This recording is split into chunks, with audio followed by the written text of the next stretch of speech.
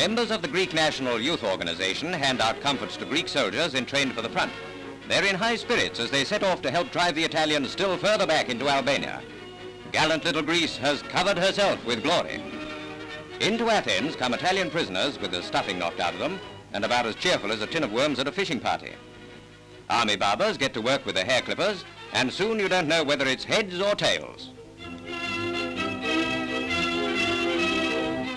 The next thing is fumigation, if a wop can be improved by fumigation. Ever since they were inspected by Mussolini, they felt lousy. A cigarette after decontamination helps to put Roman noses back into joint. At last, they don't have to scratch around for things. It's mealtime, and that means a nice Greek hot pot. And it's the same in Egypt. In a headlong flight back into Libya, tens of thousands of Italians have been captured by British troops in the Western Desert. An indescribable medley representing the shattered remains of 3 divisions. Gosh, and to think that once they handed out ice cream wafers.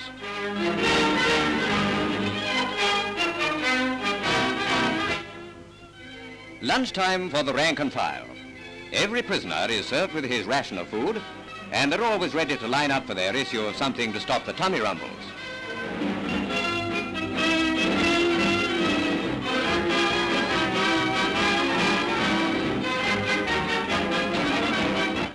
A British bomber lands at a desert aerodrome bringing 3 Italian generals and their staffs, who were captured before they had time to hand in their resignations.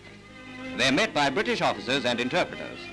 They were taken when Sidi Barani fell into our hands and include General Sebastiano Gallina, General Armando Pescatore, and General Mezzani.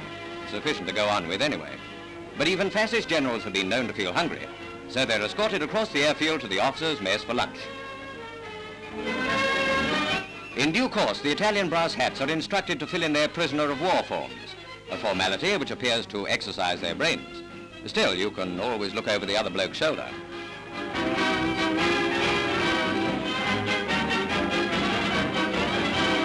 What, queuing up for food again? Ah, but these are the lesser big shots, other commissioned officers who, although they're without a mess, are in a bit of a mess just the same.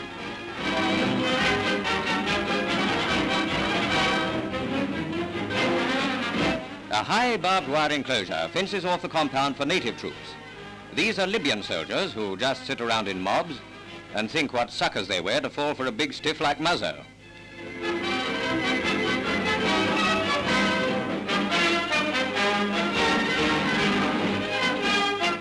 I suppose there is a certain amount of rugged beauty about them, but personally I find their choice of headgear more interesting. Anyway, it makes you think.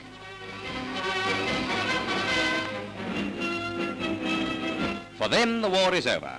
With so much sand about, they should have brought their buckets and spades.